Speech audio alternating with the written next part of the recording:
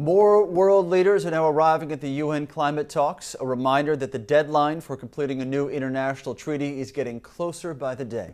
Among the headliners for this day 9 of the summit, the UN Secretary General, the world's best-known governor, and also yet another member of the Obama cabinet. Clean Sky's Susan McGinnis is leading our team coverage, and she now has the very latest from Copenhagen.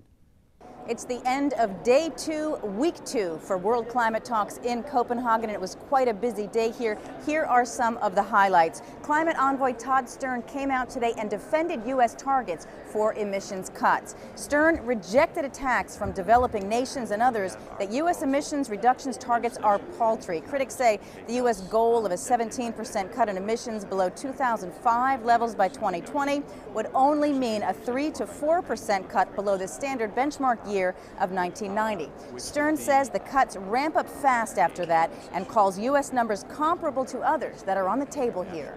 By 5 out of 6 measures, the U.S. is equal to or higher than the EU or many of our other developed country partners. So again, no criticism meant on them, but I have fielded questions all year long from many of my counterparts about why isn't the U.S. doing more, and as I say, the U.S. is doing a lot. The only measure by which it looks like the U.S. isn't doing as much as is 1990.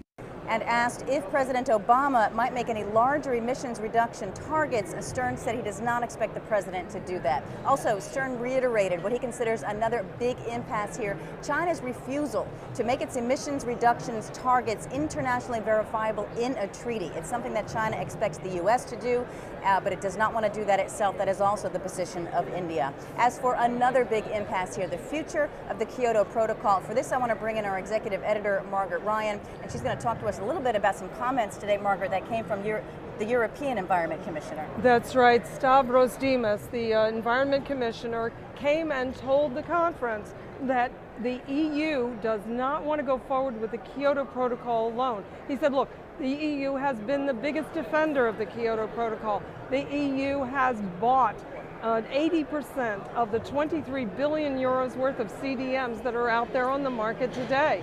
There's no question about their support, but it isn't enough. He said Europe could decide to move from a 20% cut in its emissions to 30%. They're under a lot of pressure to do that from a lot of the NGOs. But he said 2 years of business as usual emissions from China would eat that right up.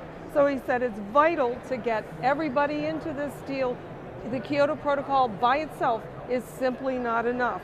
Connie Hedegaard, the Danish president of the conference, echoed that, talked about her 2 years of efforts to bring everybody together in this, including the first year when, as she said, the U.S. was not really a strong participant.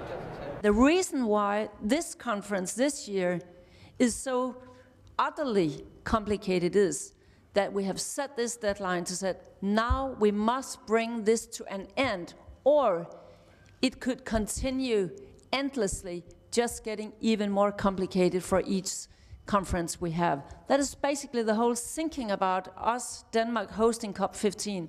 That is to try to stop this very, very complicated thing. Not that I don't believe there will be complicated things after this, but to get the political deal done.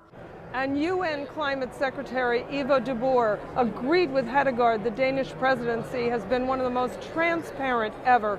He said, look, this is so complex because of the vast array of interests that are involved. He compared it to bringing 194 horses to water at once and getting them all to drink at the same time. This process is not about ramming the interests of a few down the throats of many. This process is about many trying to address all interests. What makes this process complicated is that you have small island nations who are about to disappear because of sea level rise. You have oil producers who are legitimately concerned about the future of their economy. You have major industrialized nations who are afraid that they will lose jobs. You have major developing countries whose overriding concern is economic growth and poverty eradication. People talk about China reducing emissions. There are 400 people 400 million people in India who don't even have access to electricity. How do you switch off the light bulb you don't have? So this process can only be successful if it addresses all concerns, and that takes time. So an incredibly complex process, but both Hedegaard and de Boer continue to express optimism that the entire conference can successfully pull out a treaty in the next couple of days. Susan? All right, Margaret, Ryan, thank you for that.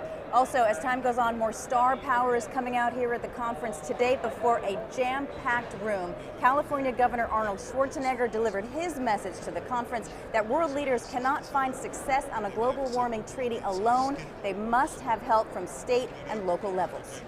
So the question really is, how do we make the world itself livable and sustainable? Certainly it would be terrific if the world's governments reached an agreement and put hard caps on greenhouse gases, while generously helping poor nations who are least responsible for and least able to respond to climate change. Attempting to reach such an agreement is good and is actually very, very important. But why do we put so many hopes and eggs into the big international agreement basket, when according to the UN itself, up to 80% of greenhouse gas mitigation will be done at the sub-national level? Schwarzenegger is calling for a summit of states, cities, and regions to happen in California now. So now this conference really kicks into high gear. Prince Charles has arrived here. He's been speaking. UK Prime Minister Gordon Brown is coming. Tomorrow at noon, 113 world leaders will address a plenary session, all in an effort to come to a global warming agreement by Friday. In Copenhagen for Clean Skies News, I'm Susan McGinnis.